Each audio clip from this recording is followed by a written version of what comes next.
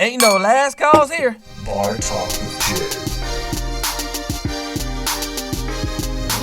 Welcome to Bar Talk with Jay. Welcome.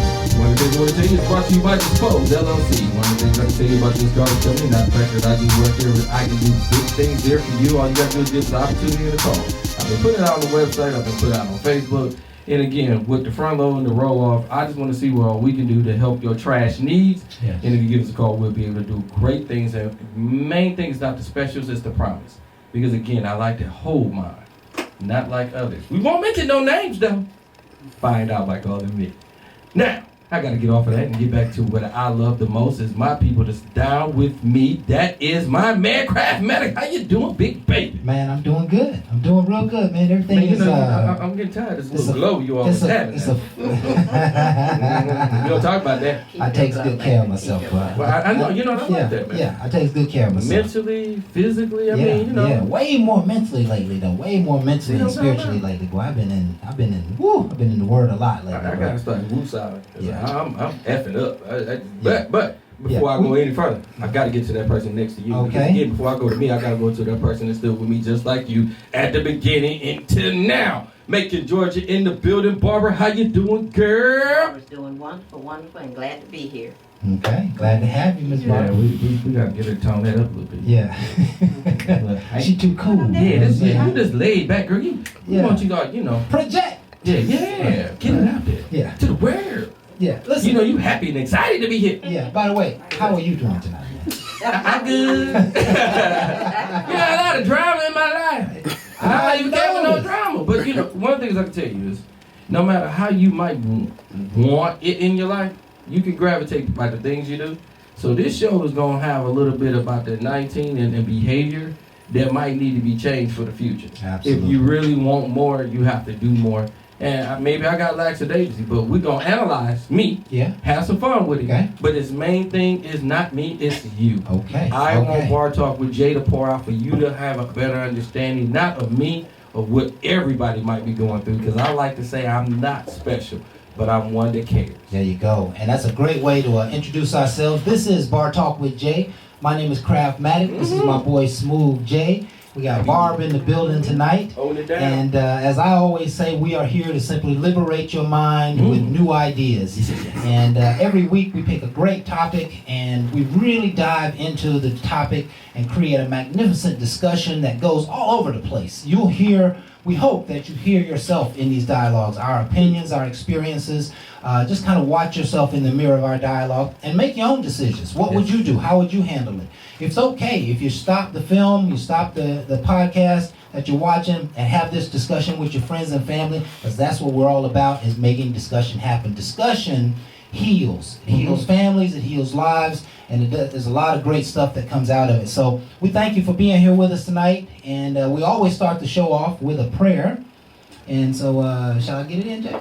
I don't know. I might need to do one, man. Yeah, man. I believe you might need to. I need to give a prayer right now. Okay. I should. This prayer for me. Yeah, I should be giving. So you a Heavenly prayer. Father, please listen to me, because one of the things I want to do is come humbly, because again, I think I might not be looking at myself correctly. A lot of times I let an ego of myself put myself out in a position, in a place that I really don't need to be. I need you to help me and guide me and let me get away from my foolish thoughts. It can't just be about me. I got to be understanding of your will and travel this world with a better understanding of what you have for me, not what I want to impose. Yes. I impose too much and I got what I don't deserve. Yes. It's not about what I deserve, it's about what you have for me. Woo. Can I get the blessings that you have for me and not the stuff that I'm grabbing? Go, Jay. I'm only grabbing because I'm looking and I'm not understanding. What you have for me is greater than anything that I can grab and hold on to. Yes. Because what you have for me is for me, and what I want is not. So help me gravitate to your love and your honor and not my own. In Jesus' name, amen. Amen. Oh my God. Listen, boy, we got a prayer and a testimony all rolled up in one. It's going to be an interesting show tonight. Man, I tell you what, if I wouldn't know any better, Jay, I swear swear I heard some conviction coming out of you, man. Conviction got to come because You feeling a little convicted? Is that what I'm hearing? I really feel like I got to open up and look at things, because when things get brought to me, Yeah. and I don't like them, Yeah. if you don't address them, they'll come to you again. Man, it takes a big person. It takes a big person to say what Jay is saying right now. And that's why I'm making such a big deal of it. Because too many of us are caught up in our own webs. And we're not willing to open up and be honest with ourselves and with the world that, yeah, we were wrong. We were wrong. It's okay to admit that you've been wrong. That's the way that you begin healing to the stuff that you did. If you ever, did something really wrong, start repenting. That's what repentance is about. Correct. It's about saying, hey, I was wrong. Take this on, Lord. I'll give it to you, and he'll relieve your burden. That's always talk about the pressure release valve. That's one way to release the pressure off of your life and yourself. Sometimes we going through life, and we just don't know how to get the money, how to get the stuff, how to make life happen. That the pressure release valve is that I just hand it over to him, and he'll guide your way. I mean, we gotta start doing more of that. And in that, the point I wanted to make in that is that sometimes we always think we're real strong to face our battles, and we don't know where the answer is, and we don't know how to fix the situation, and so we just kind of man our way through it. And I'm telling you, reduce that manhood in you and give it over to the Divine Father, and he'll make a way. It's imperative that we begin to live on the Spirit. For those who don't know how to live on the Spirit, I got a feeling life is going to get real hard for you, because I have all my questions answered. Say it again, Greg. I don't know if any of you really heard what I just said, but I have all of my questions are answered. The who, what, when, where, how is all answered for me, and that's why I live such a graceful life. I call it a graceful life because it's just always so blessed. And so let's go ahead and move into last week's topic, which was a very, very interesting topic. I thought so. It goes like this. What are the main reasons relationships fail today? Lies. Lies, I tell you. Yeah. Lies. Why? I gave you a breakdown where a lie comes from. Again, everybody feels like people lie for whatever reason. Well, it's the desired outcome. Right. So I don't want to tell you the truth, because then you have a choice. If you make a choice other than what I want, then that's not what I desire. Yeah. So I desire to lead you where I want you. Right. That's what politicians and a lot of other people are going to do to you in life. So get used to it, because they say a little white lie, there's no such thing as just deception. That's all that ever is. So again, when you take that away from a person, that's betrayal. You take away their choice. Right, because that's betrayal. Because I never got a choice in this matter. Right. And I feel like a lot of times our actions might make us feel like somebody's seeing you in a different way. And you got to take ownership of your own actions. Because you can say something to somebody, and I've been a victim of this. I can say, I don't want a monogamous relationship, but I can show you a monogamous relationship. I can quote you, I can take you out and show you love, right, and show you that that's what I really want, and that's not what I said. That's a confusing situation that I didn't even look at what I was doing. So now that person automatically is like, I ain't hearing what he's saying. That ain't what he want. Yeah. And then I put myself in a position where they feel ownership over me. And again, that's an error on my part. Okay. Doing too much too soon. But my whole thing is never to treat somebody disrespectfully. Absolutely. But I don't have to treat them disrespectfully to let them know that's not what I really want. Yeah. But again, I didn't know how to play that. And I'm going to be honest, man, I was married for 16 years and I was with somebody for a very long time. And I was comfortable there. Right. So I want to get back there, but a lot of times I didn't look at all my actions. So I went down a bumpy, ugly road that I was darkened, because once I left that situation, I never was healed. Right. So don't expect me to see my way, and I ain't know my way. Well, listen, and that's all of us. No, again, I always say there is no textbook for life, but we do have inherent in us. I guess what I'll say, there's a line of divine truth that's always in us. And we know when we're telling a lie. We know when we're being lied to. We know when we're being misled. We know when we're being deceived.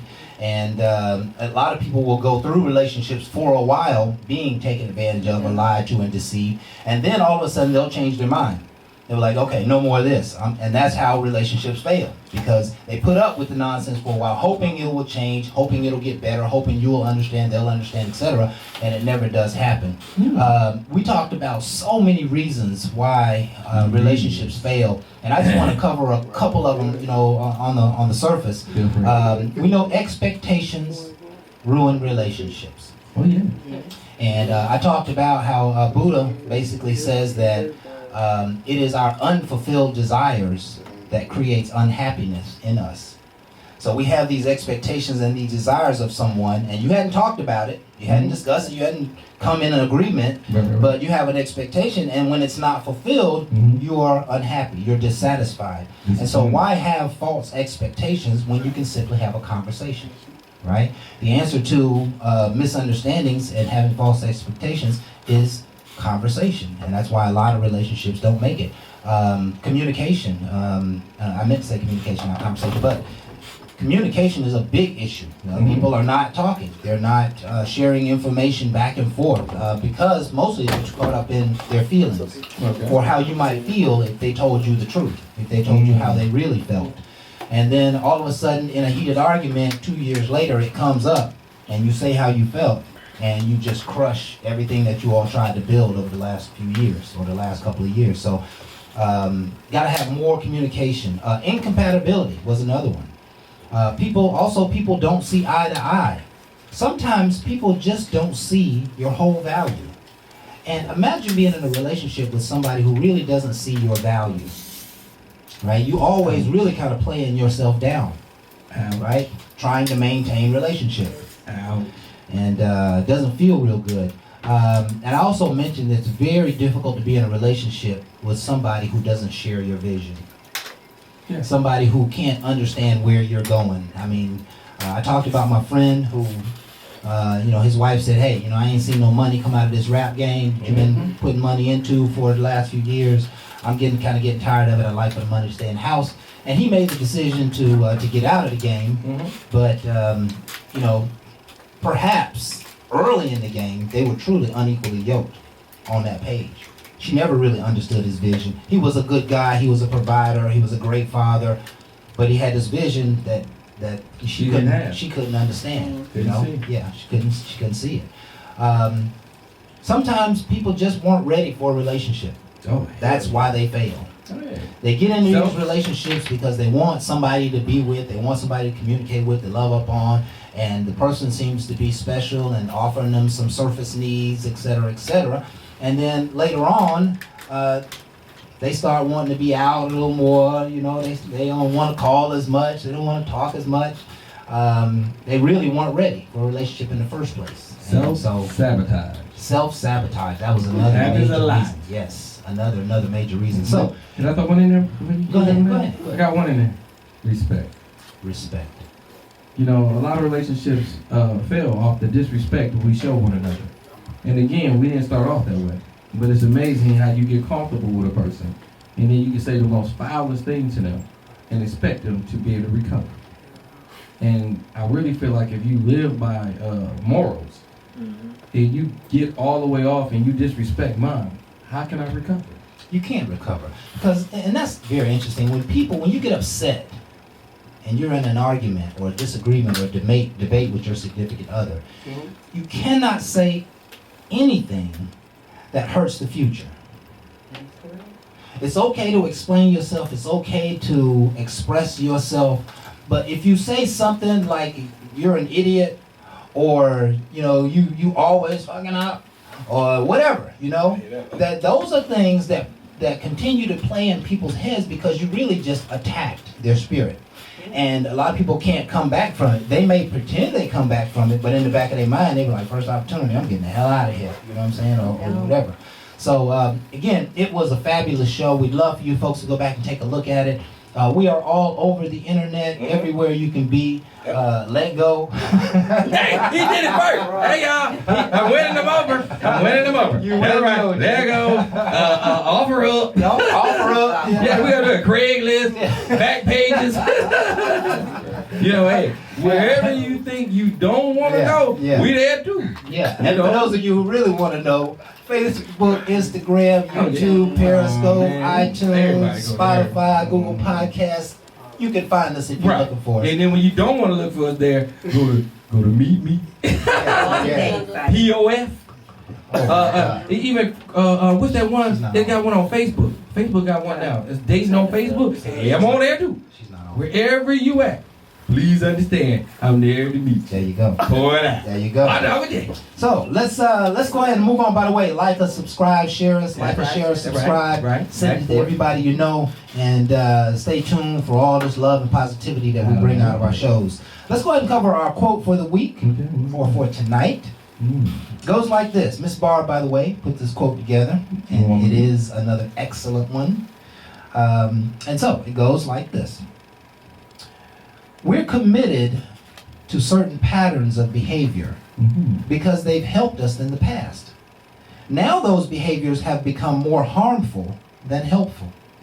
The reason we can't move forward is because we keep applying an old formula to a new level of life.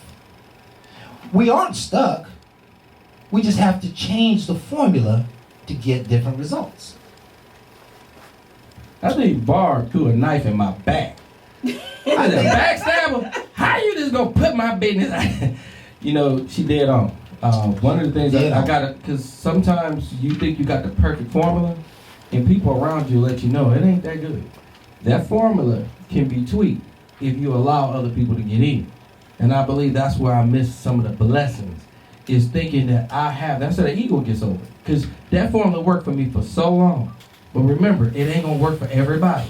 But when you get one good person that's staying next to you, like at this table, and they able to let you know that ain't gonna work for everybody, it gives you the enhancement to be better. It gets me back on my grind. That formula worked for me then, and I gotta put more work into it because it's a revolving. I'm not a stagnant base. I am a growing force.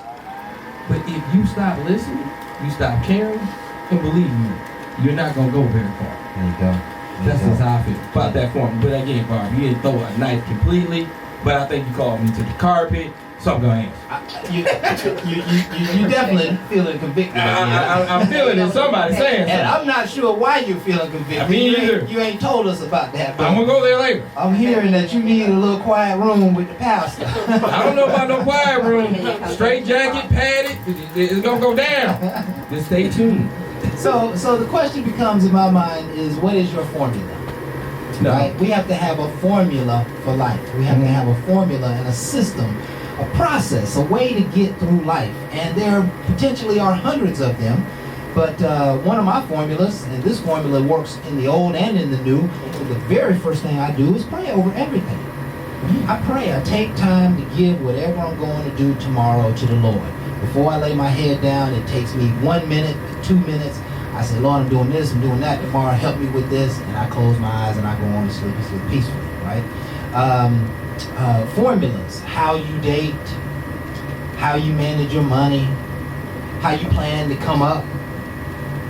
You got to have a formula.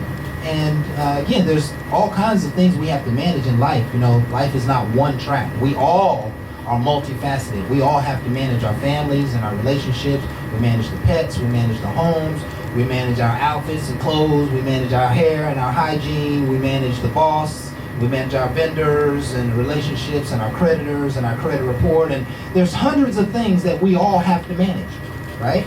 And so we've got to have... Yeah, she's not on. We do have to find a formula to learn how to manage many of those things. And if we don't have it, I say lean on expertise. I don't know if there can be any wiser words than that. But no matter what you're going through, somebody's already gone through it before. Somebody already knows how to fix it. As quickly as you can ask the question, they already have the formula to fix it. And so I'm encouraging you folks to lean on expertise and to lean on prayer. I guess they could be one and the same, but the old doesn't work. It's time for the new. So, it is time for us to go ahead and take our first break. Let me go ahead and give you the topic for tonight, and we're going to come back and jump right into it. Tonight we're talking about 2019 versus 2020. Okay. Let's get ready for our best year ever. Let's get ready to rumble. Huh? I can't wait. Let's reflect on 2019 Okay. and make a plan for 2020. Mm-hmm. Let's see what comes out of this show. Let's do it. With that, we're going to be right back, folks, with more Bar Talk with Jay. That's about to be out. Right after this.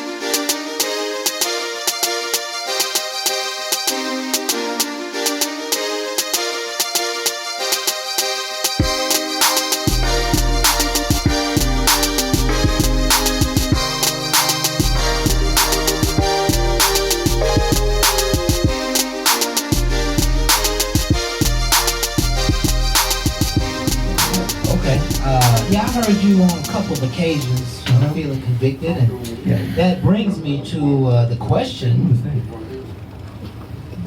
what was some of your challenges and hurdles? Man, let's start with successes. Challenges and hurdles is easy. What you get? Did you get something done this year, man? What was 2019 like for you? Man, 2019 was a very challenging year. A lot of people might have known I was with R&B Garbage Company when I left corporate America, and I left left corporate America and got with R&B, and then we got it changed over to Dispose. Now, along the way, me and Floyd did great things with R&B to keep it afloat. It was ran before I ever got there, so I took a chance to be in entrepreneurship again. That was a serious challenge. I came under the gun, and I was able to get it changed. When I got it changed over and running good, I had another change coming because I had a bigger vision. Floyd was to a point where he didn't see my vision because he was in it and was kind of led astray. So my whole thing is not to let a ship sink, is to understand we took on water. But if we all work together, I can get this water off and I can make it to shore. Yeah. And this ship will sail again. Yeah, sounds But like you did some good at things. one point, it just seemed like to me, he stopped shoveling and it started sinking, but we have to go together. And by me having to make sure the ship comes to a point where I feel like it's just me, we're going to make some changes. And that's what happened. That's when we went with Dispose. Never to give up on Floyd. Floyd was in a position where I ain't going to lie. It was challenging. You think it was a successful year? It was a very successful year because I got that conversion changed over. Okay. And then that whole thing got into Dispose and got to this next level. But it was a challenge. It was never easy. So, you achieved this great success. What attributes of your behavior would you attribute to being successful this year? Drive. I took the drive. I couldn't look at everybody's problems and just look at their problems. I had to look at a vision past their problems. I didn't just solve their problems. I created a solution to my own. All right. Their problems were never mine. So when he had a problem with certain things, I didn't see his problem. I just felt like You just this. kept driving. Yeah, I felt like I'm gonna get past what you can't see, because my drive is gonna get me to a destination where I feel like your complaining is gonna get us stagnant. Yes. I can't stay stagnant. I took on ownership of problems that wasn't even mine because I had a drive that wasn't gonna stop, and I really felt like it was like a treadmill. I was gonna go until it just broke. I didn't care about what they kept saying to me. Why help him? It didn't seem like this gonna make any sense. I had a vision past what everybody else might have seen, but I didn't want to tell everybody my vision because to me it wasn't seen, but I wanted to come true. And my work and dedication was gonna make that happen, not just my words, because I already said it when I asked God for a prayer, for understanding to where I need to be. And it wasn't just shown to me like this is where you need to be. Yeah. It was like, what work ethic is you gonna show me? Yeah, and what I want to point out to our audience and even to us, just to, I always like to make a point on points. And he talked about vision and drive. That when you understand the hurdle of leaving a regular good-paying job, and you move into a business that you think is successful, but when you get there, it's not quite as successful as you thought it was. And then you realize you got to go through a restructure, and so now you let the company get kind of bought out, and you get into a new company with a new person and a new vision, and all the long way you got to be fighting for something greater than the mission at hand.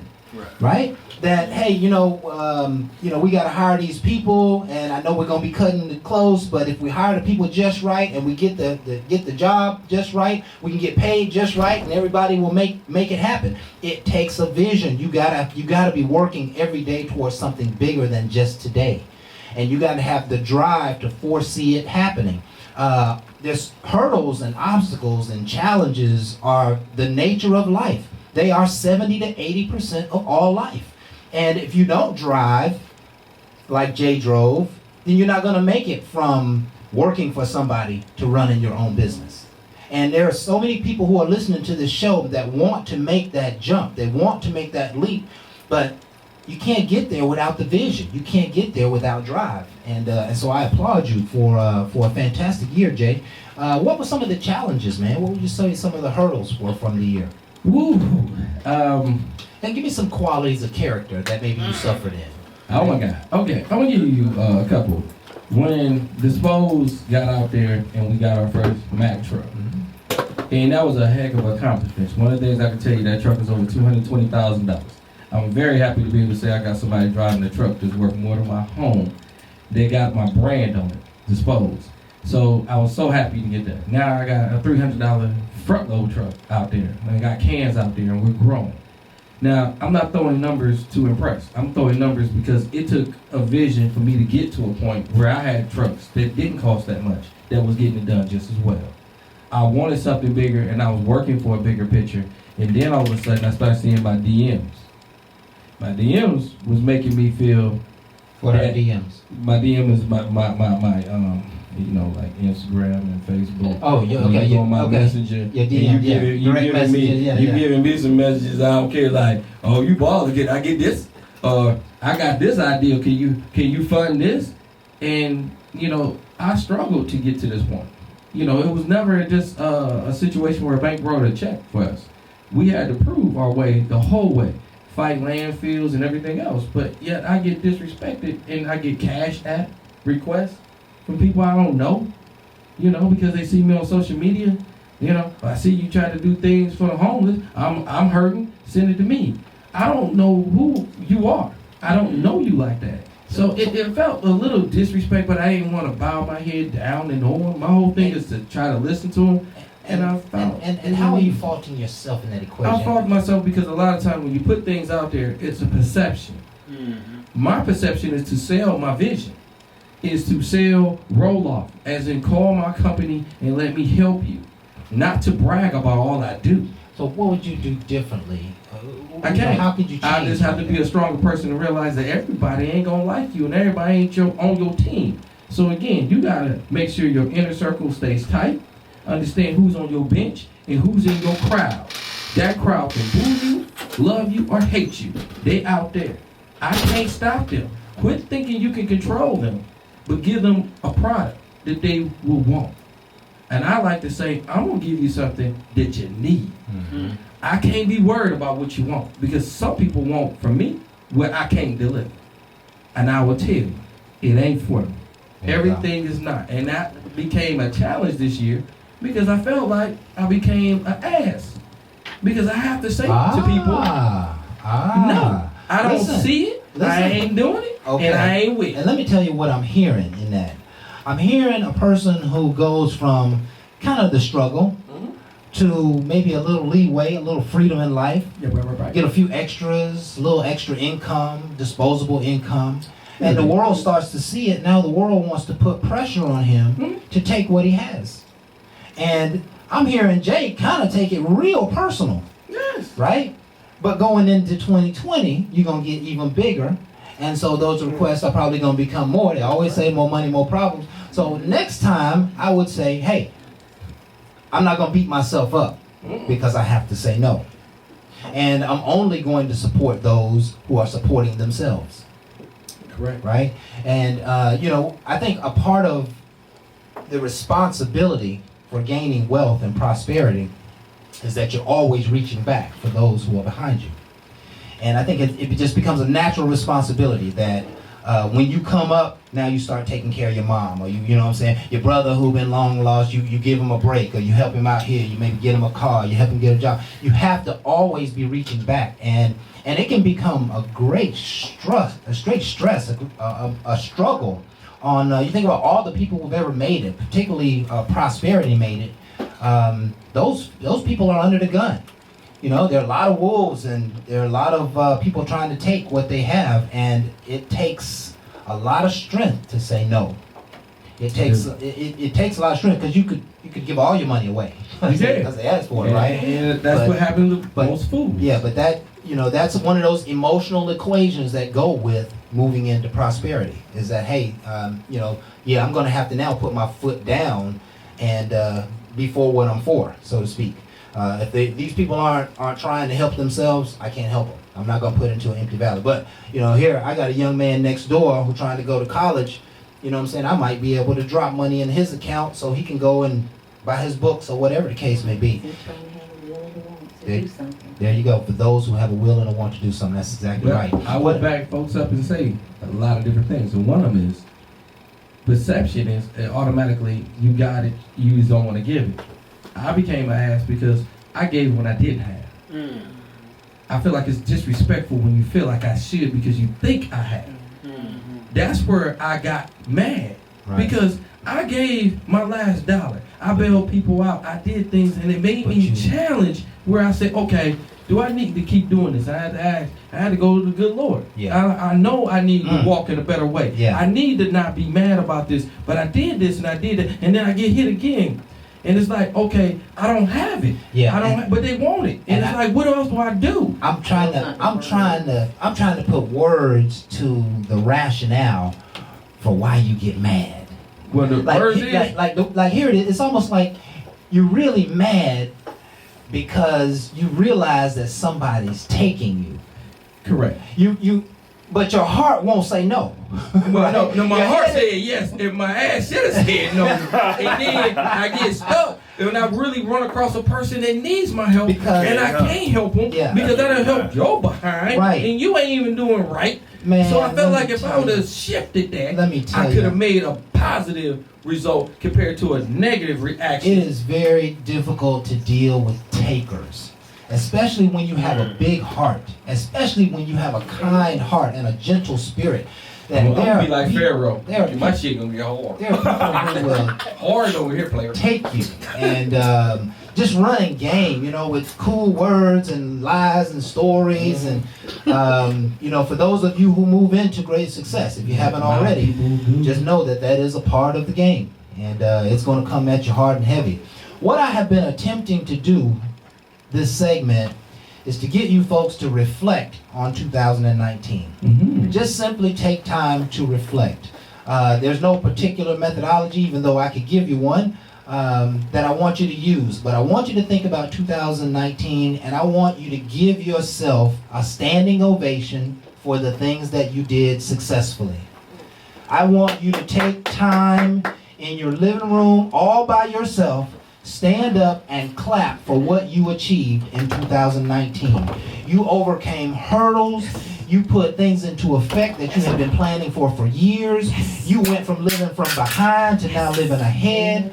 There are just lots of blessings that came upon you. You've seen family members you ain't seen in years. You opened your heart to someone that you have never done before. I mean, there was just a lot of wonderful things that happened in 2019, and I'm asking you, I'm challenging you to give yourself credit for it, right?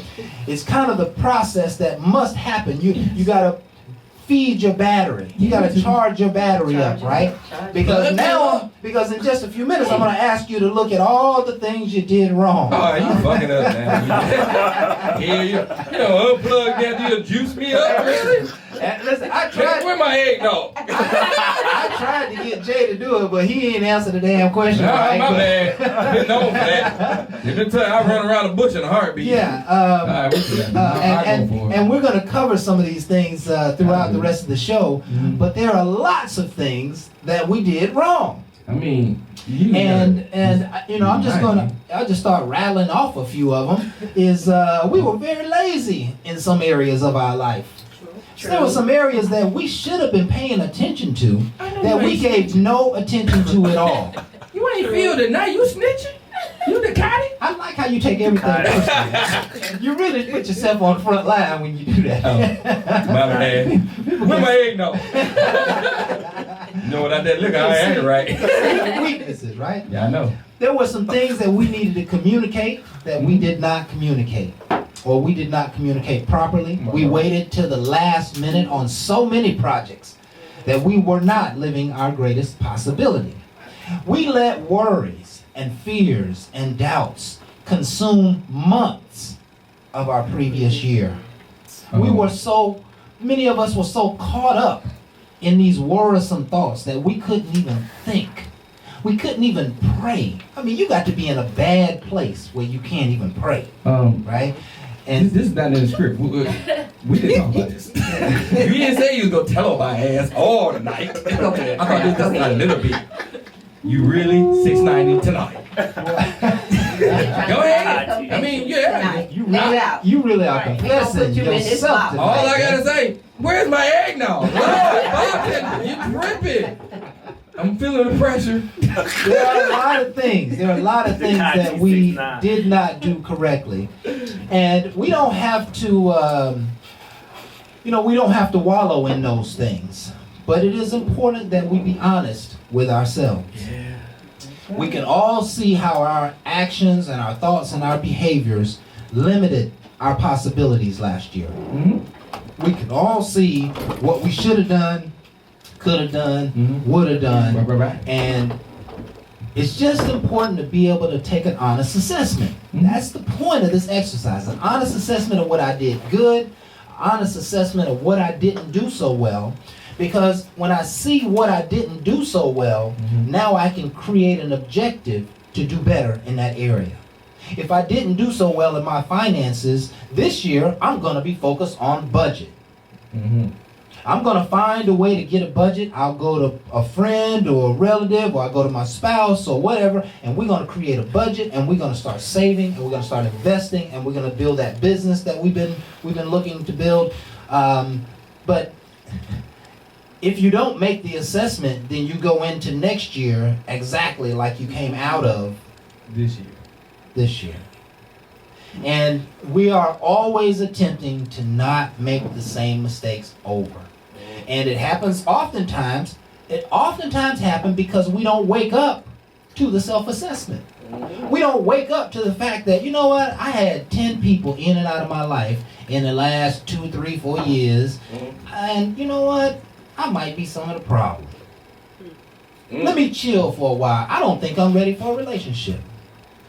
I'm going to stop looking for a relationship this year. This year, I'm going to go into my life not looking for a relationship. I wonder how much fun can I have not looking for a relationship. I wonder how much freedom I can experience not looking for a relationship. I wonder how much I will save of myself by not trying to pour out to other people who I'm expecting love from. Let me try to love myself this year rather than loving the rest of the world. And that could be a great way. Last year I gave, I know, Jay, I know. It's gonna be okay. I'm just trying to say, Barbara, can you get that knife? His crab done went so deep in my damn spine. I'm thinking of tingling with the sensation. I know I'm gonna need a drink after this, but Lord, but he hasn't hit my spinal. That's all. Yeah, This man. is over where I I'm just started. I'm trying to feed the spirits of mankind with this word, and I hope you folks are feeling it. It's My now spirit time. feel you. It's now time for us to take another break. I want y'all to stay tuned. Let's keep the movement moving, and we're gonna be right back with more Bar Talk with Jay.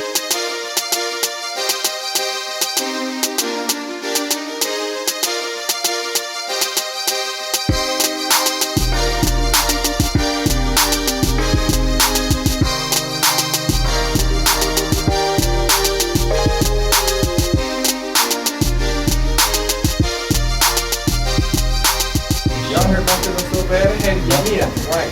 Man, what did we say about you, man? What you Nothing. You know, some of y'all over there, y'all snitching again. Y'all said nothing, but y'all can say something. Jay, I never realized how emotionally sensitive you are. Yeah, I mean, well, hell, y'all just going in, Getting a man. little too soft. Man, you put your knife in my spine and think I wasn't gonna feel it. You got whipped cream in your drink? Yeah! You know what I'm saying? Whip it up, baby. You never know what a man have whipped cream in. Hey, I'm telling you right now, though, it ain't the most manliest drink, but I'm gonna drink it. When I was about 25, right, I went to this bar, and I didn't want to have no major drink. I just wanted a little something to sip on before I go back to the hotel, right? So the lady fixed me a drink. She said, "Want some whipped cream?" I said, "Sure." So she put some whipped cream on it. A few minutes later, these two young ladies came and sat down next to me, and you know, we started vibing, and you know, became friends at the bar. And one of the girls reached over and told me, she said, "Listen, next time you come to the bar, don't ever put whipped cream in your drink." Now I'm gonna tell you, it ain't the most manliest drink that you could probably have. She said, "You look kind of soft with that whipped cream, you know." But Get one Jack thing, Daniels. you gotta remember one thing. You gotta. I look at life like this. Go ahead. When I look at the drink, and you be like, okay, it might not be most, but your conversation gonna take over all that. Yeah. Woo, talk Now, about one of the that. things I'll tell you is, again, you can prejudge a person by what they drink. Yeah. Understand the conversation. Yeah. I told you, your drive would change all that if you take time to listen. There you go. People look at a drink like this and say it's soft. Okay, now I ain't gonna lie to you. It ain't the most masculine drink you can have, all right? It's eggnog, so I don't even know how you gonna take It's a it. great drink. What? Eggnog. Yeah. But I'm gonna tell you, By the way, my whipped cream story. I can't. you can't. Oh, I figured you. I can't. That don't surprise me Yeah. because you got it with that conversation. What with the whipped cream? That's what you do with the whipped cream. Later. I mean, because again, I got something in my glass. You know what I'm saying? What you talking about? But again, I can suck it better than I can tell. I mean, I can tell you better than I can show you. Anyway, Listen, let's get back on task right here. Okay.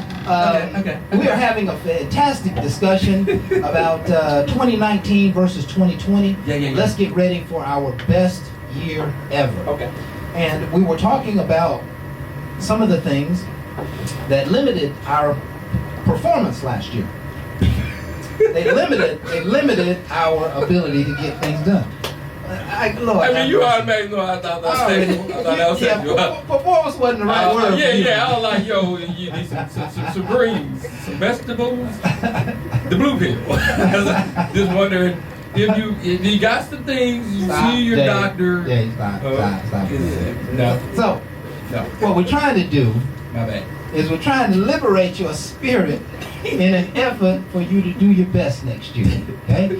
And so Barbara put together a fantastic list that will allow us to go many different areas in this subject. Okay. As you take the assessment of last year, here's what I did good, here's what I didn't do so well. What is most important about the assessment of those two is where are you going? You are currently at A, and you are headed to B.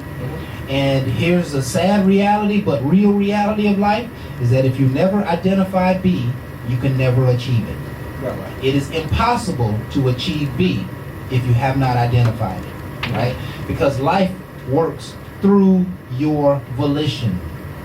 Life works through your chosen direction, your chosen desires. You choose.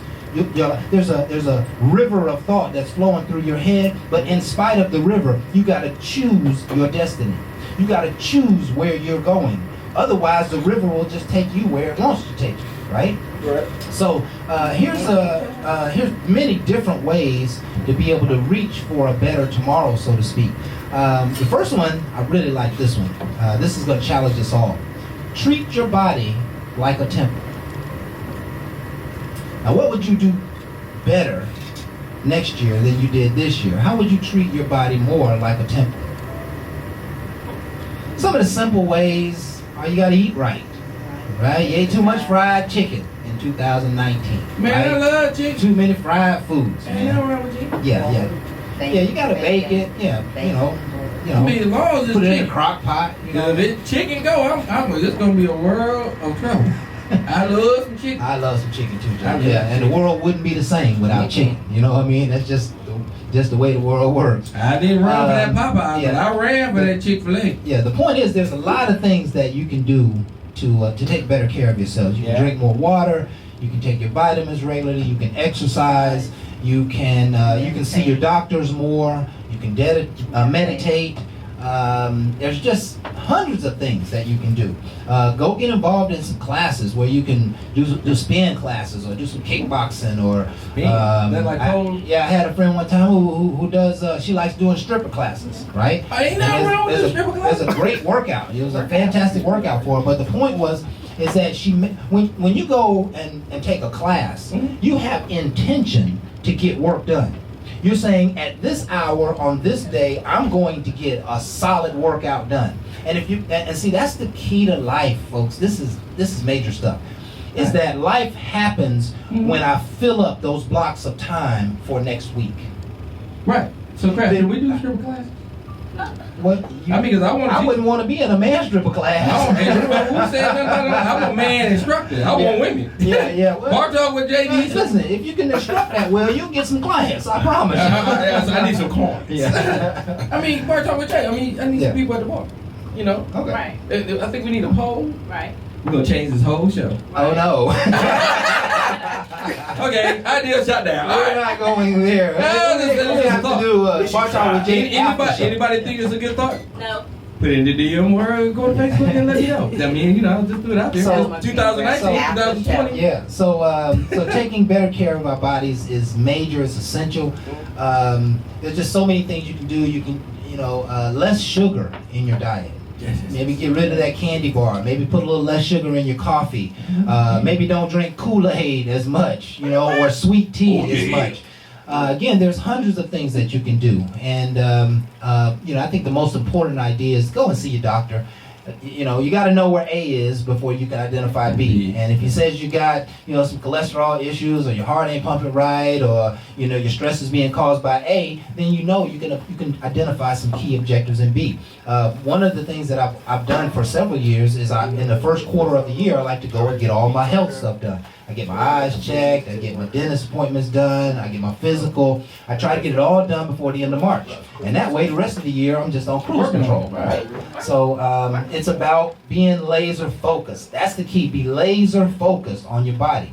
How about this one? Stop feeling obligated to deal with people that have a lot of negative energy. You gonna messing with me?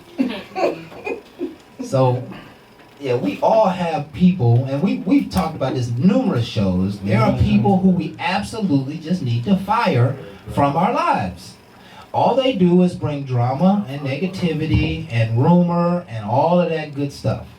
And we don't need that stuff in our lives, right? We don't need negative people around us. Let's surround ourselves with positive people. Now, here comes a new action step. Okay. If you decide that you got a bunch of negative people around you, Right. where are you going to go and find positive people? What do you do to get out of those negative circles? You make a clear decision that you're going to do it, and then you focus on spending time with people who would be positive. And, sometimes, this Sunday is coming, right? And you haven't seen your uncle, or you haven't seen your tight boy, you haven't seen your girlfriend from school or whatever in a long time. Call them and say, you know what, Sunday afternoon, why don't we get together and, have lunch or brunch or have a beverage in the afternoon and just break bread, just kick it for a little while. Now you've been intentional about bringing a positive person closer to you in your life. Right? Invite them over to the house. You're having Sunday dinner. Invite X, Y, and Z over to the house. Surround yourself with people who are not only positive, but may be able to take you to the next level of your life. Right? You got to get laser focused. It doesn't happen by osmosis. You got to make a clear intention. Right? Now, on that, you also got to remember now about that is also you. You might want positive. You might not be positive yourself. So a lot of times you got to look at yourself and reflect. Because again, I've looked at a lot of situations where I had drama in my life, and again, I didn't unposition myself. I let myself be in position to deal with something I don't like. But then I'm quick to say I don't want this in my life, but I didn't position it out in my life. I might have handled it, but I didn't even handle it on the upfront. Right. You got to get confident in yourself to realize what you want and how you're going to handle it. Yes. And I like to say, be respectful. Yes. Just because somebody come at you disrespectfully and give you the business, don't mean you have to give it back. Right. You can show them better than what they're acting. Because I don't feel like they're going to change their action if you meet them where they at. Yeah. They feel like they got your attention. Yeah. That's what this was all about. Now So listen. a lot of times you gotta handle it with a little bit of poise. Yeah, you got to handle it with poise, but you got to keep in mind that one of the things that people absolutely hate to do is say no. Yeah, they do. And so now you got to build up some strength to say no. Okay, that could be to your boss, to your girlfriend, to your tight boy, to your spouse. You got to start holding the line, and it takes some confidence in order to send those messages. That really is a lesson in breaking bad news. And sometimes, you just have to break the bad news.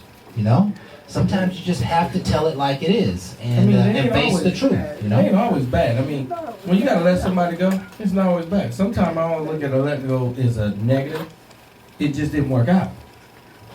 So a lot of people, you get ill because I had to let people go through my past jobs and even to this point now, entrepreneurship. And you don't have to disrespect them, but just realize we're going two different ways. You don't see the vision that I had. It's not going to play out very well for both of us because right now you're being more selfish in your ways and I'm not getting my needs fulfilled with my business. And I feel like at this point we have to go our own way. So some people are like, how do you do it? One, do you understand your vision and where you want to go? Because people will take you off of it. My whole thing is that's where my drive came from. Understanding me, where it didn't become hard no more because the conversation didn't put me in a position like before where I don't know how they're going to act. My whole thing is they're going to act good because I'm going to treat them good. Right. Even though I'm letting you go, I'm respectfully talking to you.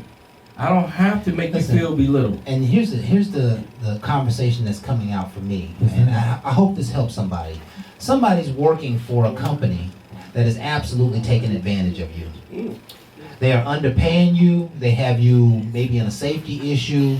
They are not interested in promoting you. They very well don't respect you. They'll call you in the middle of the night to come fix their problems, but they're not interested in giving you a raise or helping you have those off days for your family. Somebody's working in a situation that just doesn't work for them. But they've been saying yes for the last 2, 3, 4, 5, 10, 15, 20 years.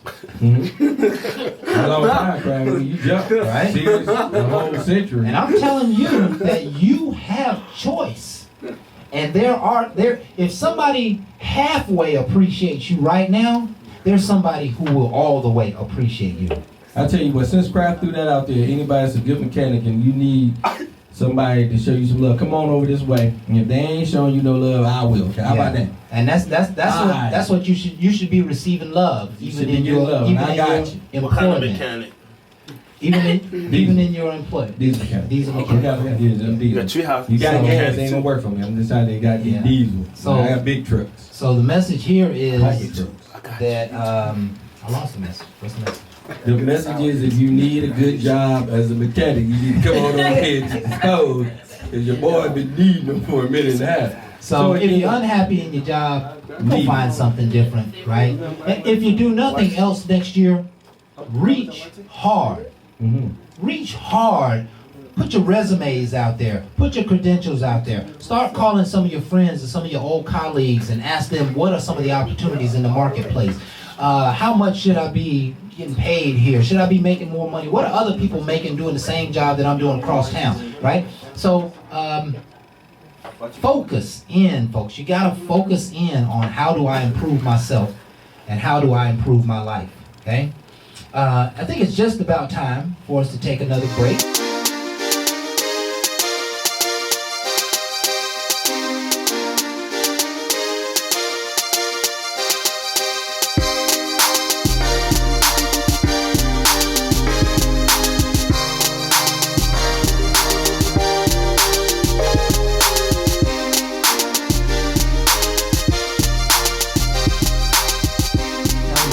Love the conversations that we are having here, and I heard from some of the listeners through our bartender there that a lot of other people are feeling it, man, and so I'm just grateful. I'm just grateful that there's people who really hearing the words which I'm trying to share.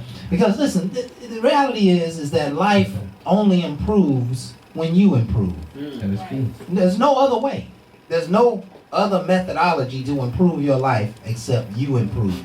even if you get somebody on the outside, you pay somebody, or as a parent, or you got a coach who helps you, that all they're going to do is improve you. So you got to improve yourself in order to improve your life, in order to improve your, watch out, Jay, your performance in life. What time said Because that's what it comes down to. At the end of your life, at the end of your life, you're when you're in the last days of your life, and you maybe writing your will, or you're preparing to move on, you're gonna leave behind something, and how much you leave behind will be a measure of your lifetime financial performance. Yeah. And so we need to start counting those dollars now. Mm-hmm. And we need to start putting a plan together now. Wealth does not happen the way most of us thinks it happens. Most of us thinks it happens by just some major big explosion. But it doesn't. There are many, maybe most of the very prosperous people have worked hard and saved every dollar and done without and fought for the opportunity to present their product or service to the world. So, we got to start measuring performance in a whole new way. And I mean every area of our lives. Our health, obviously our finances. We can measure our relationships. We may need to measure every day, how well did I perform today in life? At the end of every day, how well did I do in life? You know what? I was lazy today. I left half of my life on the table. And it don't take but 2 or 3 days to measure it before you say, well, you know what? I better get up from here. Right? Because if you're not moving forward, you're standing still. Look at it this way. I used to say this to my clients. Life is moving at 100 miles an hour. Mm-hmm. If you're not moving at 101 or better, you're falling behind. Right? They say the universe is expanding, and it's expanding at a faster and faster rate. That means we got less time every day to get a real life done.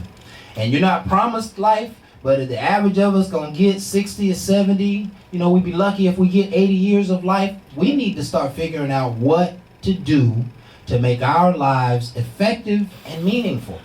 There's so many people who have just spun their lives off into nothingness.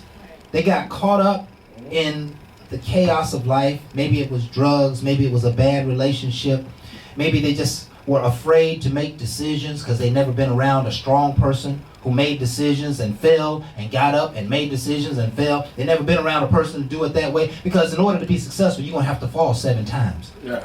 You're going to fall over and over and over. But the only ones who make it are the ones who are able to pick themselves back up and keep moving forward. Preach it. Right? So, performance in life is something we have to pay close attention to. I'm 50. That means the next 20 years is major for me. Me too. The next 20 years of my life has got to set precedent over my whole life. It's going to produce all that God has taught me, all that He's given me, all the help, all the wisdom. I have to take all of that now and do something major with in my life. And I'm laser focused on it right now. The team in here will tell you that, we put lots of time and lots of hours in after hours trying to make big things happen. And I'm encouraging you to do that as well. I don't want to take over too much here, but your spare time isn't spare. Your spare time isn't free time. When you get off work for survival, you need to go and try to make you $100,000 more. You need to try and create something that's going to produce wealth and prosperity for you. Life is sometimes a game, but you got to get in the game to play it.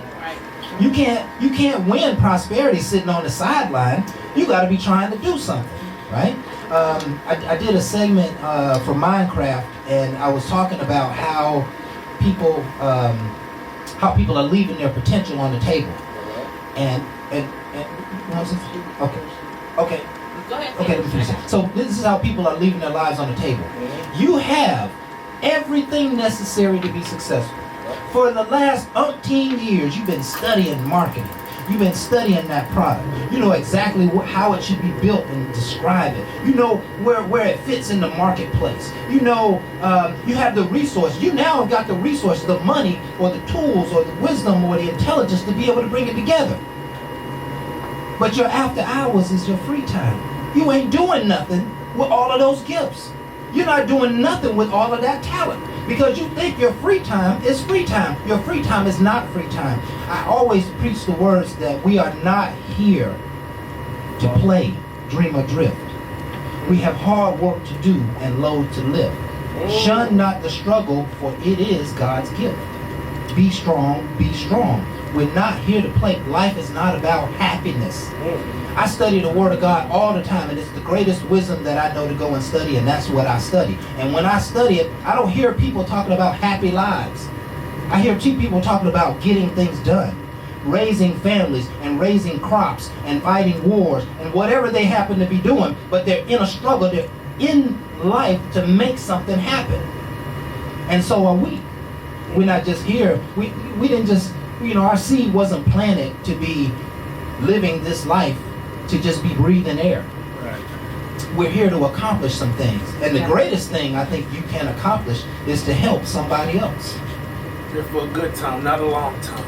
Yeah, for a good time, not a long time. Absolutely right. So I'm gonna stop preaching on that. I can't tell. I can go on and on and on. But I'm about to go ahead and pay for my time. It's just a fabulous message that we all need to hear. Hold on. She got something? Yeah, she got something up there. Make sure the mic is on.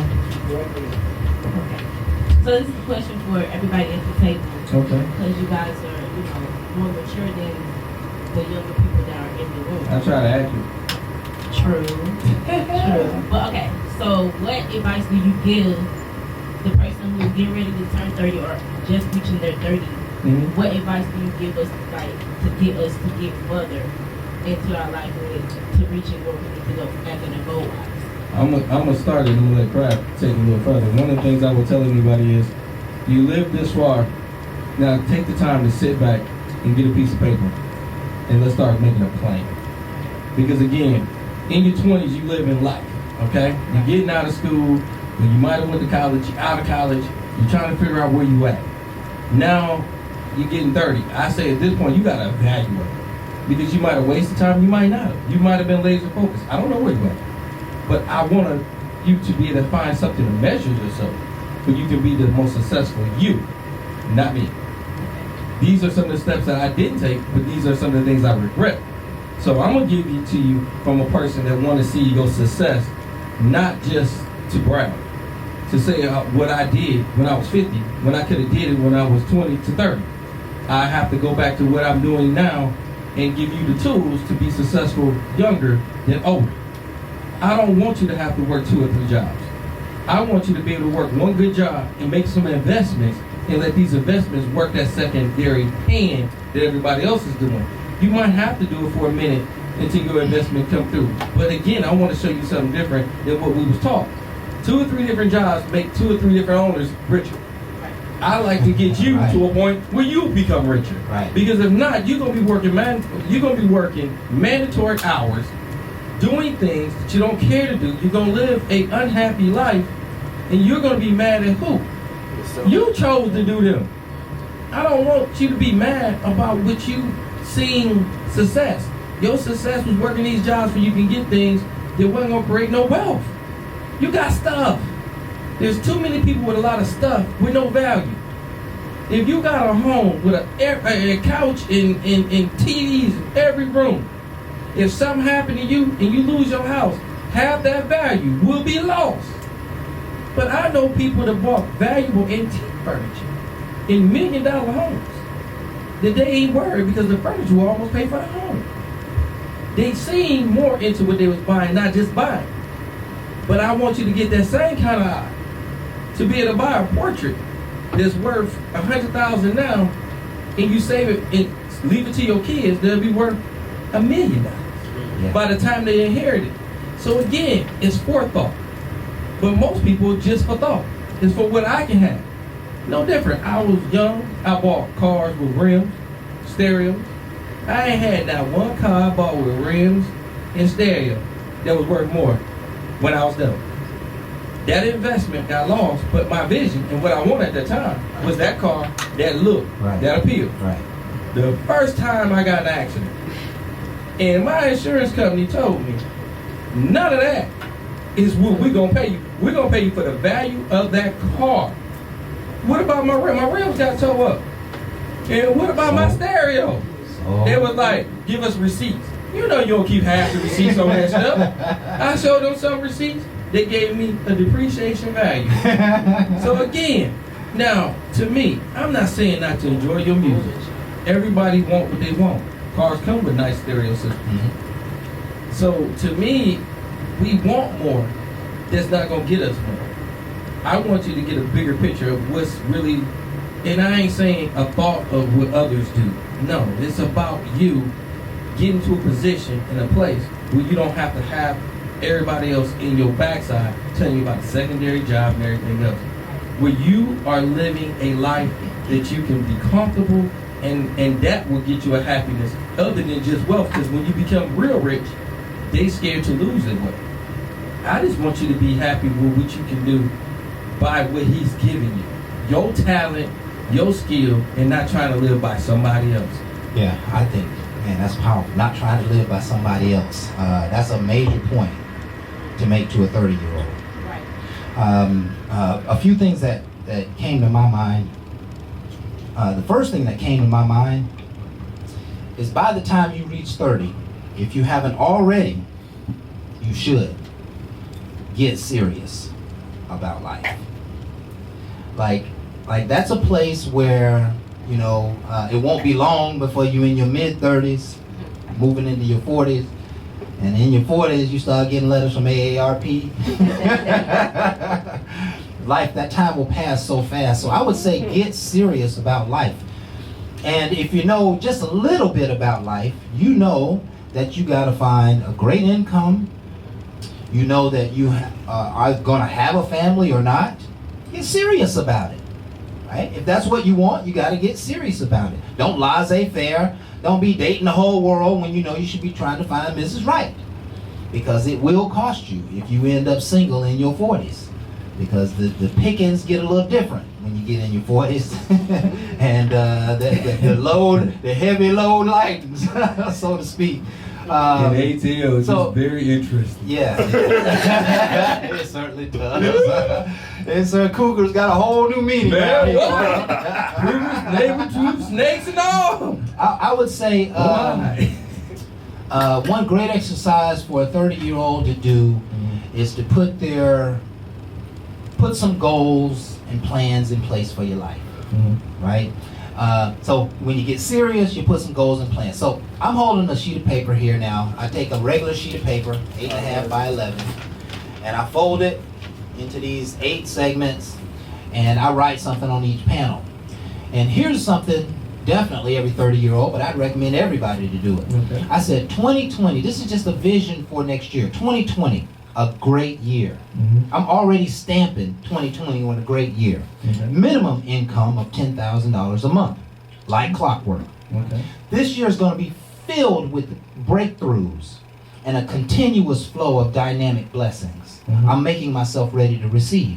I'm going to be a great giver, and this year I'm asking the Lord to fulfill my lifetime anointing. Bring me into measure with that which he made and created me for. To let my light shine and to have what I call monthly ascension, a true spiritual bonanza. I walk around with this in my pocket every day. This particular one I've had in my pocket since early December. Actually, this is a rewrite from November, but I'm clear about what I want in 2020. And you got to become clear about what you want in your life. And at 30, time is a-moving. You got to stand for something or you're going to fall for anything.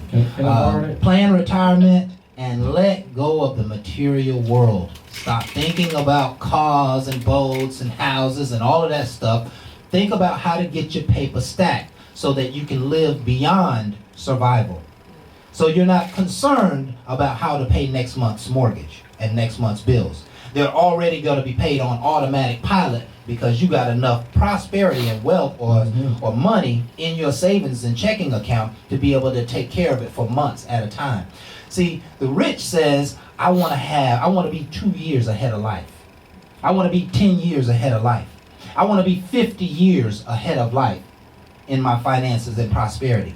They set those declarations clearly, I'm telling you, you get what you ask for. You truly do get what you ask for. And if you ask for something and you don't like what you get, then just ask again and change it. Okay, can I get that? Go ahead. Can I get that? Miss Barb, what about you? I'm gonna get that list. I'm gonna change my life. The only thing I have to say, at your age, you should already have your plans and your goals already sat down and established.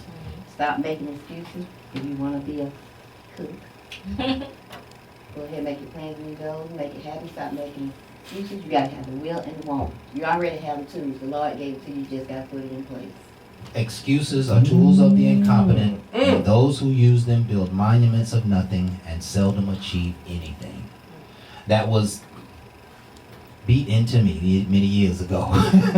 Beat into you. It was beat into me many years ago. You still remember? There is no room for excuses. You know, all they do is just sell you on your own dreams and your own BS. Don't take excuses from other people. Hold them accountable.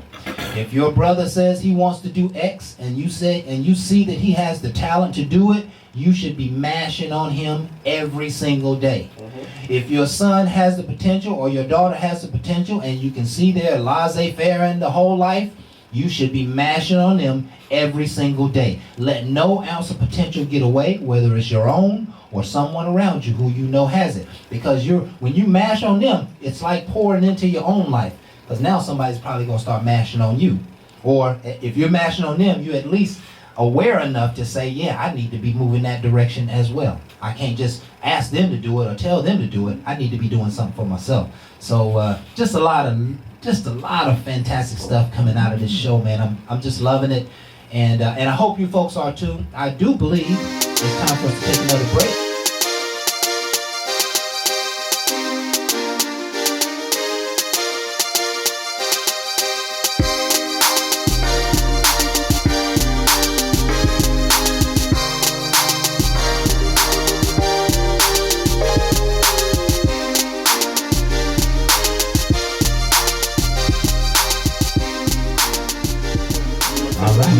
And we are back with more Bar Talk with Jay.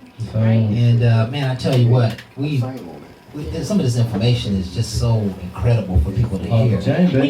We're not saying anything new here.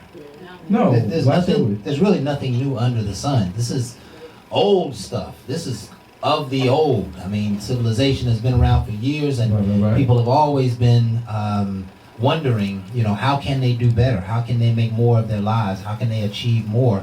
And, you know, we're really talking about the foundation of managing oneself, right? That, you know, in order to be better in life, you got to figure out what's doing wrong, and you got to head in that direction. And you got to head in the direction the opposite of it, and do what's right. One thing that Bar put on the list that I really like is make a bucket list. A bucket list is everything that you want to achieve in your life. And what are those things?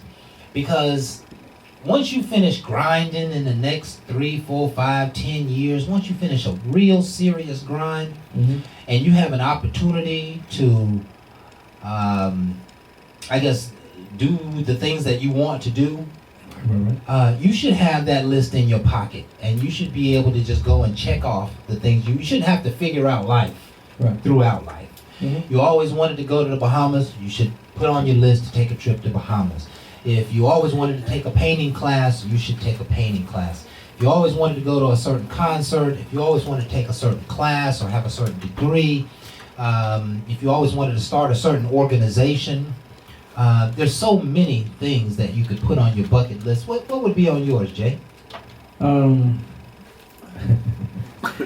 I'm gonna tell you, I got multiple things on mine. I'm not gonna say all of them because it's gonna be rude. But I'm gonna tell you. One of the things I can tell you that made my life feel so good is when I was able to make something off my mother's bucket list come true. Yes.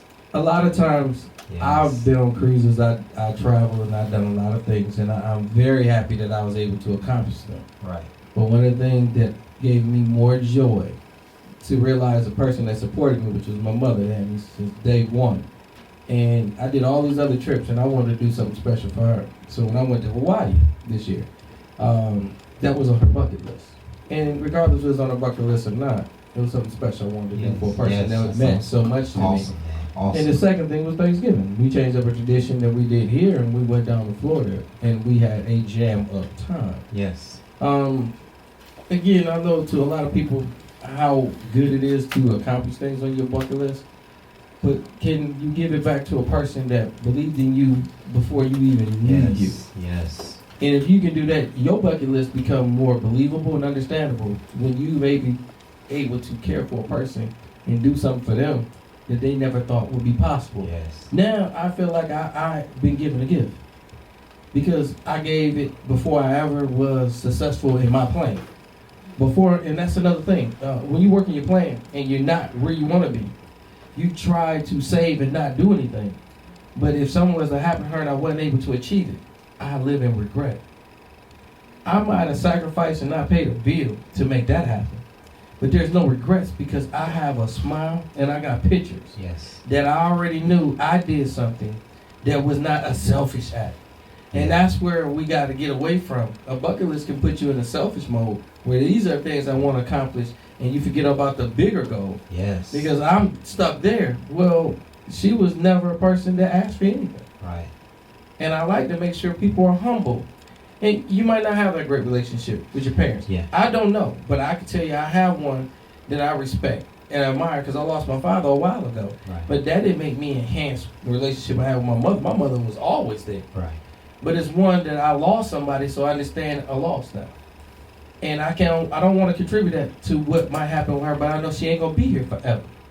But there's times that I can spend with her and be educated about a history in the past. What better person to help me understand me is the person that had me, and they're willing to take that time. And listen, here's a dichotomy of life. We talked earlier about stop feeling obligated to deal with people that have a lot of negative energy, and we talked about firing people. We talked about getting rid of people. Yeah, and to some degree, that's kind of a selfish idea, right? I have Not to take care of myself, right? I have to look out for myself. But the other side of that equation is that I need to look out for other people around me. Yes. I need to look out for those who looked out for me. I need to look out for those who I know I have my back. I need to help somebody else along their journey. And one of the things that Barb put on the list here was plan to give charity. Plan to give to charity. And charity ain't always outside of the home. Right? It ain't always outside of the family. It ain't always somebody who you don't know who just happened to be unfortunate. Sometimes it's a person right in your inner circle. And let me tell you, giving produces great receiving. And I can't even explain it any greater than that. But I found through many years of pouring out into other people's lives, I never missed an opportunity to have somebody pour in my life. You know? And it's just, it's a way that you have to live life. It's part of the seeds that you must plant. I think when you get to a certain age, or maybe it's get to a certain wisdom or certain skill set or a certain level of success, at that point, you are absolutely obligated to give back. And I think those who don't give back may find failure coming quickly. But those who continue to give, it's like paying it forward.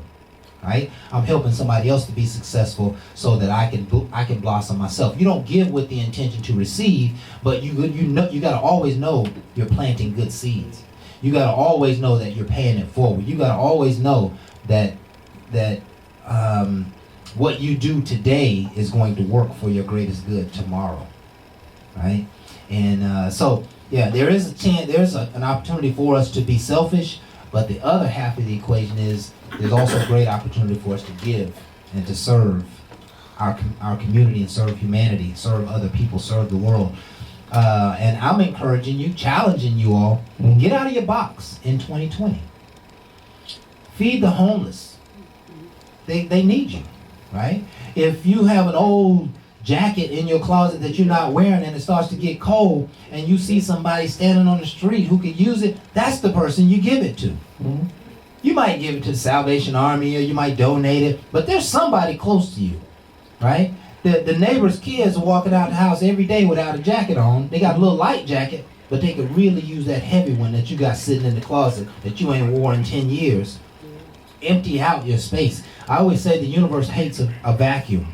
So when you empty out void space or negative energy or unused energy in your closet, the universe will be ready to fill it back with new and improved stuff.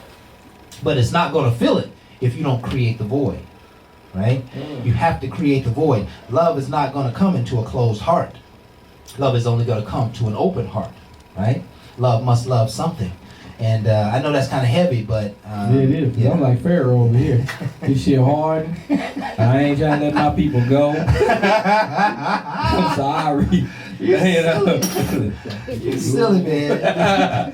Just saying. I mean, but I understand why we get complacent in that hardness come from. Because, again, you get complacent and you look at ego when you don't understand wealth and power. You get them confused, and I like to say a lot of times, even I look at, like we say, the closet. My closets are filled.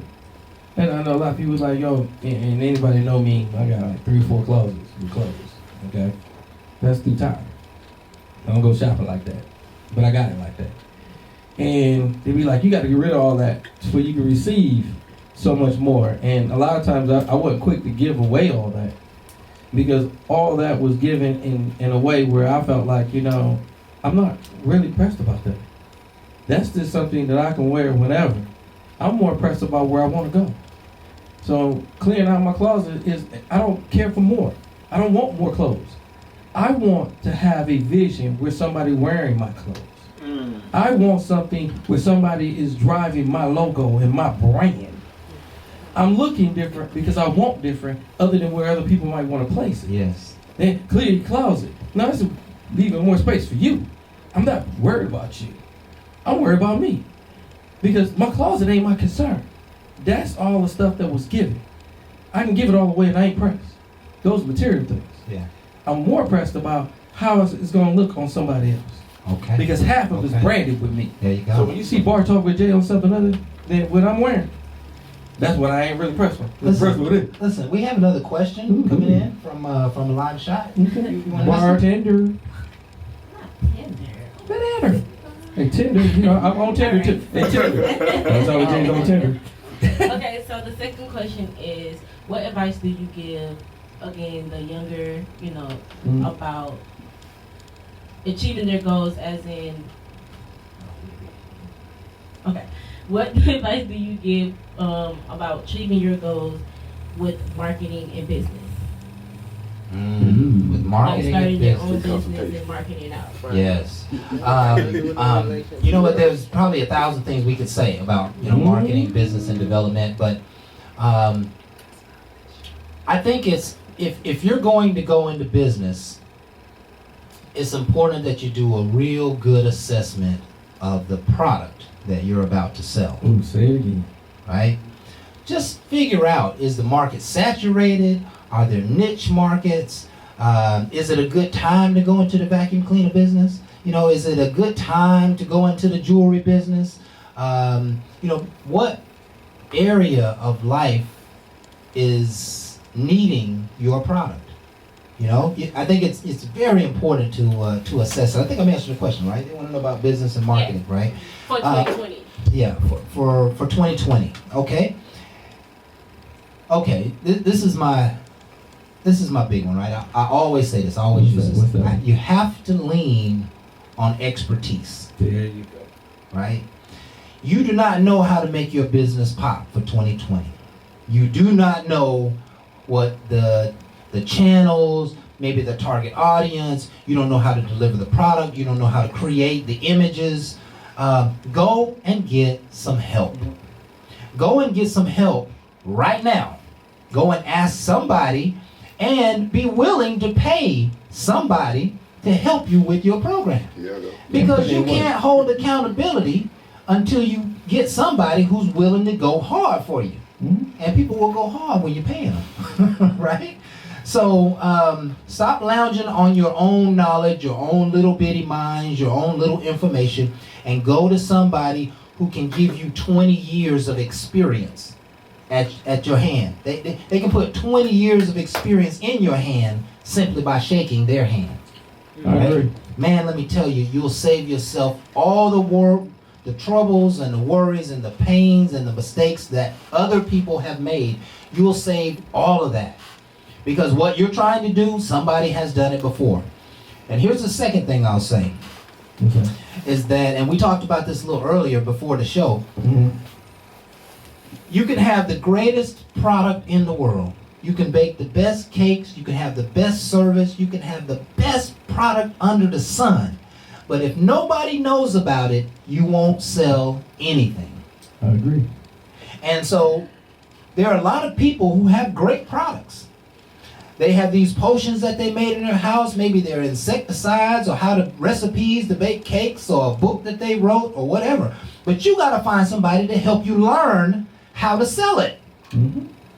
The art of making money is selling your product. Having your product sold. Having people want it. Having a demand for it. If there is a demand over here, but you're asking for the order over here, you're never going to get the sale. You're never going to get the business. You're never going to grow your business because you're focusing your energies on how to attract customers in the wrong place. Mm-hmm. Right? Oh, yeah. So expertise is everything, and of course, you got to make sure you're finding ways to put your product out so that the world can buy it. Don't worry about a little bitty storefront. It might help you some, right? But if you can master the way to sell your product to the world, then you'll get orders online. Mm-hmm. Virtual. You'll get billions of people with the opportunity to say yes to you. And let me tell you, when you enter that world of marketing on the internet, man, it's a whole new thing on its own. Like if you're thinking about old marketing just does not work. You can't go put newspaper ads and be in the yellow pages and get business cards and put up signs out in your yard and all the crap that people do when you are trying to offer a product. You got to find a way to market yourself on the World Wide Web. That's where your customer is. That's where they would find you. That's where they're looking for you. That's where they have the ability to put their credit card information in and push the button, yes, I want your product. And if you are planning to go that route, make sure that if you put a good presentation up to sell your product, that you can follow through when you get that yes order. You need to figure out how you're going to package it. You need to figure out how you're going to send it or mail it. You need to figure out the cost of it. You need to figure out who's going to pay for that cost. You need to develop relationships with the shipping agents or the boxing people. You need to have some tape and a stand out in your garage so you can package each one of these products. You need to figure out how the customer's going to tell you, I don't like this product, and to send it back. You got to figure these things out. You got to become your product and figure out, hey, how am I going to handle this customer if they don't like my product? How am I going to handle this customer when they email me back in and say, hey, I sent you a question about the product and nobody responded to me for 2 weeks. Now I hate your product and your company. That's because you weren't ready for the order. Get ready for the order.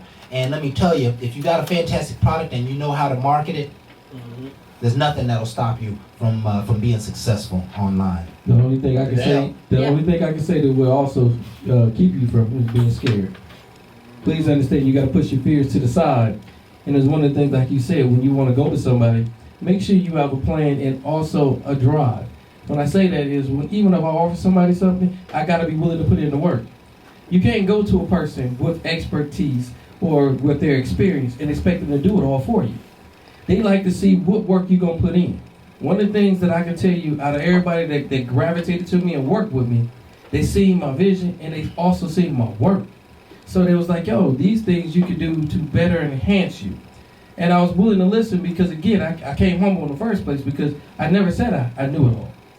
But one of the things I liked, it was when somebody wanted to show you something different than what you might have known. Yeah. That enhances you, but it's also off of your work. Yeah. And let me, don't be scared. That's exactly right. And here's another great point to be made on this effort, this subject. That For example, I think that what we do here on Bar Talk with Jay is pretty unique. And I think you got to have a certain talent and a certain skill to be able to present these messages and share them with the world. And so what I have done with Jay's help is I've taken the liberty to kind of create my own show, right? And as I create my show, I have to realize, this is important, especially for business owners, I have to realize that creating this material is my expertise. And everything outside of it, I need help. Creating this is what I do. Right. I don't know how to market it. I don't know how to sell it. I don't know how to package it. I don't know how to deliver it. I don't know how to service the customer. I got to remember that this is mine. And so now that causes you to focus on building a team that can help you move your product to success. Yes. Right? You got to surround yourself with positive and successful people. Pick out somebody and say, I'm going to have a team meeting on Thursday night, and if there's nobody but you and them there, you can start to ask for their help. And they can start to interject in your life where they want to help, how much they're willing to help, what they're willing to give. Don't sit in your living rooms and try to do any of this stuff alone. Alone does not work in the world, and it does not work in business. We are all together here on the world. We got to lean on each other. And that's simply the way the world works. Now, it's time for us to take our final break. And so we hope you're enjoying the show. I want you to stay tuned. We're going to come back and wrap it all up in a nice little bundle for you. We'll be right back. More Bar Talk with Jay.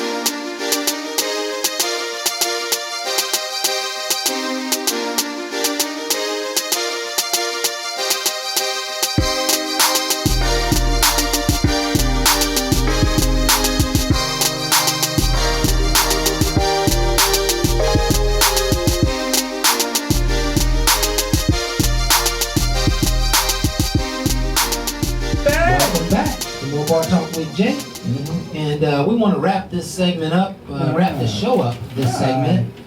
Tonight we're talking about 2019 versus 2020. Let's get ready for our best year ever. And I am so poised to make a breakthrough this year. When I say poised, I mean I'm ready. I've been putting in the work, putting in the thought process, believing in myself, taking some chances here and there, and doing a lot of writing. I can tell you a ton of writing. And I'm just so poised, man. I'm just so grateful for where the Lord has brought me to right now. So just put me in a position to just do magnificent things, you know. When you look at it right now, how can you help somebody from their past, from 19 to their 20s, when they have nothing but darkness in front of them? Like with you, you have your success and your plan in front of you. So you're not studying all your failures because you see a lot of your successes because you wrote yours out. A lot of people have not done it. And one of the things that plagues you is your mind. And it's not going to harvest all the successes. It's going to harvest what you hold near the failures. So if I'm in 19 feeling like a failure, it's hard to perceive 20 greater than the biggest failure of my life. I hope for it with no work effort. I have no work drive, but I don't want what I went through because it was a failure to me. But I don't want it to happen in 20, but I ain't changed my mind, my mentality, but I want something different, which is probably not achievable. Well, don't say that. Don't say that. It's going to be hard to achieve if I don't put my mind in a different place. Right. If I kept it on my failure, you can't tell me a success and I keep it in a place other than success that is an excellent question, and there's numerous great answers for it. The first thing that comes to mind is that we all live based on a promise. Now, the promises that I live on are God-given promises. He promised that he would never forsake me, and he promised that he would lead me and guide me, and he promised that he would always be there, and he promised me that he would create bridges over troubled waters, and he promised me that if I paid attention to him, that my storehouse will be filled. So I lean on those promises. But there are certain promises that we have to make into ourselves that we have to lean on. And so just think about, let's say you're living in a dark time. It's cloudy, it's rainy, it's cold. Let's just say this is what your life looks like. You have to get a vision, and you have to create a promise to yourself that you're going to get out of this mess. And you got to hang your hat on that promise regardless of what is going on in life. You cannot escape the present moment just looking at the present moment. You have to look up to the hills where your blessings lie. And if you learn to look up to the hills, I promise you, it's almost like you'll put yourself on an escalator. It's like the Lord, when pastor, one minister told me this, he says, what you're looking at is what you're looking with. And so if I only see poverty, then I'm looking at life through a poverty consciousness. If I see bad health, I'm only looking at life through a bad health consciousness. So now I got to change the promise that, you know what, I'm going to get healthy. I'm going to overcome this hurdle. I'm going to get out of this pain. I'm going to get out of this situation. And literally, you can talk yourself out of it. It would take a lot for me to explain the dynamics that happens in that, how God moves in that equation. But you got to learn to have vision, and you got to lean on your vision. There are people, I remember probably one of the greatest stories ever told was Abe Lincoln. Abe Lincoln, he basically lost every political race that he had up until he became the president. Do you hear what I'm saying to you folks? He lost every single election process, he lost every single political election until he reached the presidency. Now that's a whole lot of rejection. That's a whole lot of failure. That's a whole lot of the world telling you you can't. That's a whole lot of the world looks like you can't. It feels like I can't. But he kept going. I know the Colonel, KFC, the Colonel. He was 60 years old when he finally got his idea off the ground. When he finally was able to create prosperity.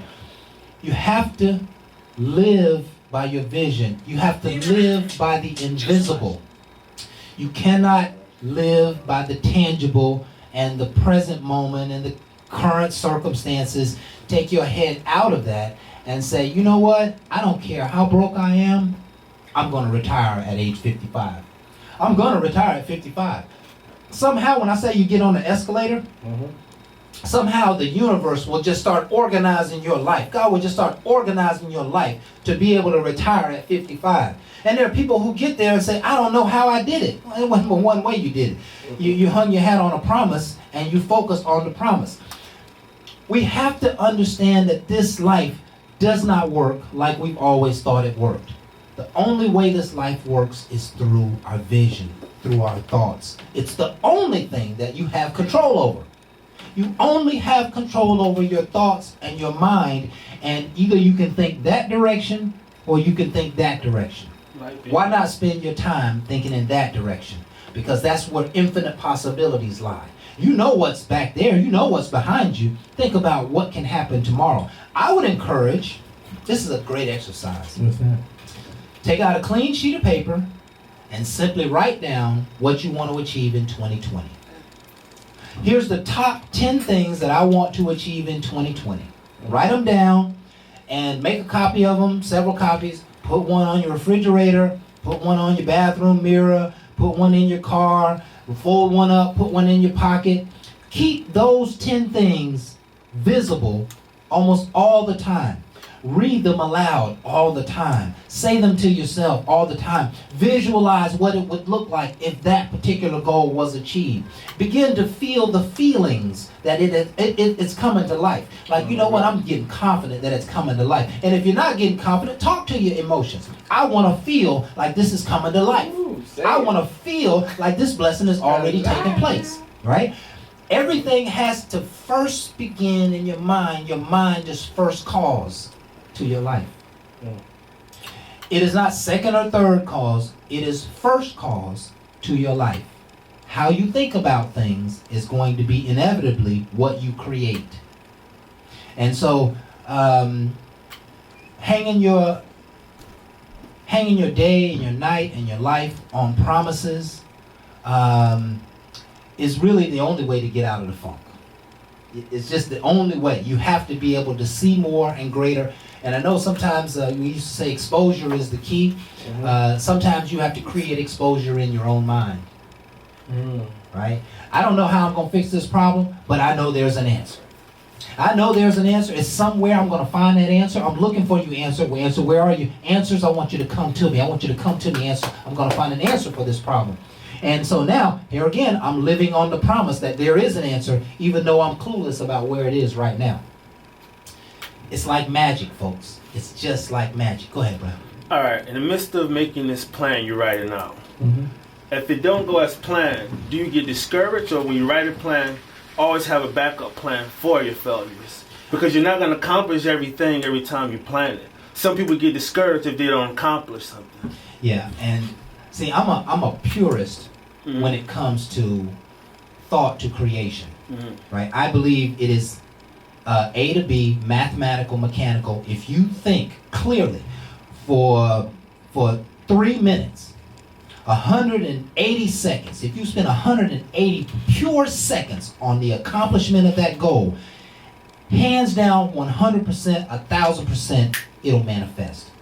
Now, you can't come behind it with fears and doubts and worries and how you're not going to be able to do it, talking down to yourself. I'm a purist in that because I know the power of the word. I know the power of prayer, for example.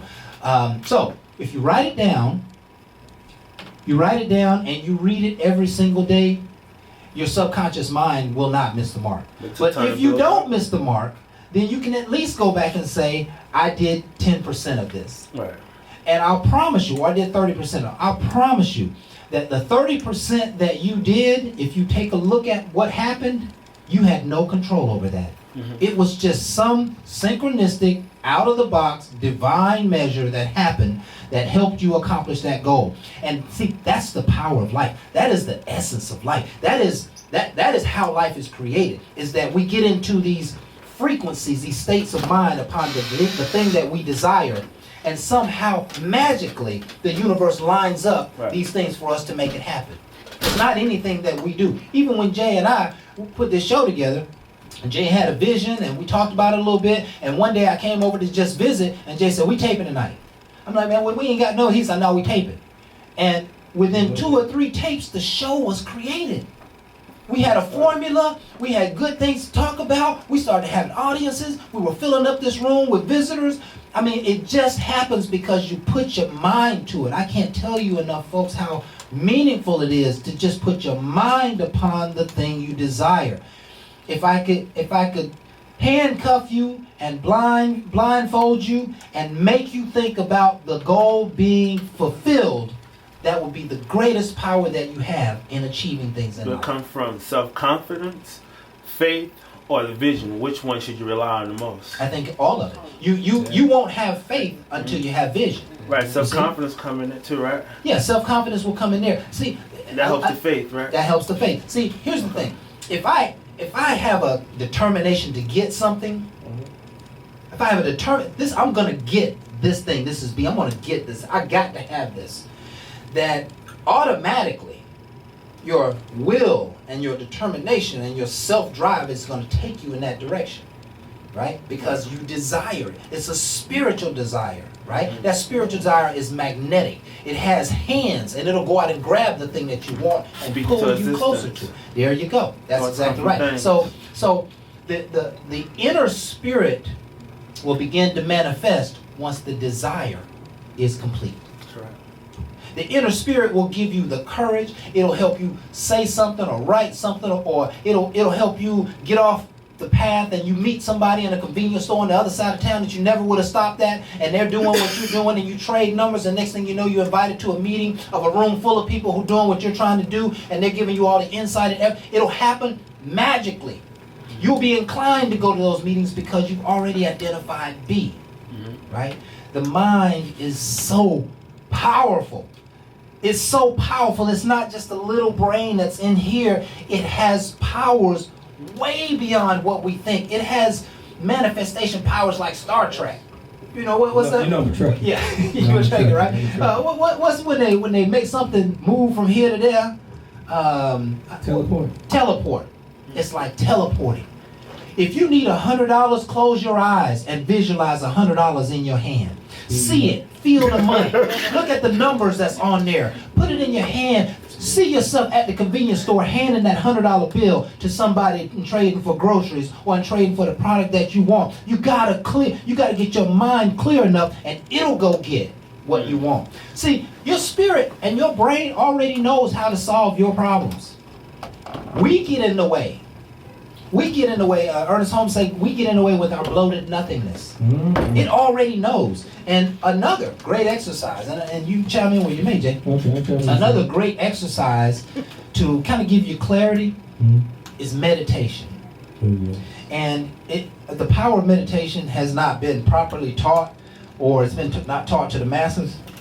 But every day your mind is coiling, spinning. Mm-hmm. You got 800 to 900 words per minute. There's some troubles. There's some frustrations in there. There's some doubts. There's some misunderstandings. There's all kinds of stuff in there, right? Mm-hmm. And what happens when you go into a quiet space is your mind begin to unravel. And all of that dust in your mind, all those nonsensical thoughts that don't make sense for you to be thinking, that's passing through your mind, they'll settle, right?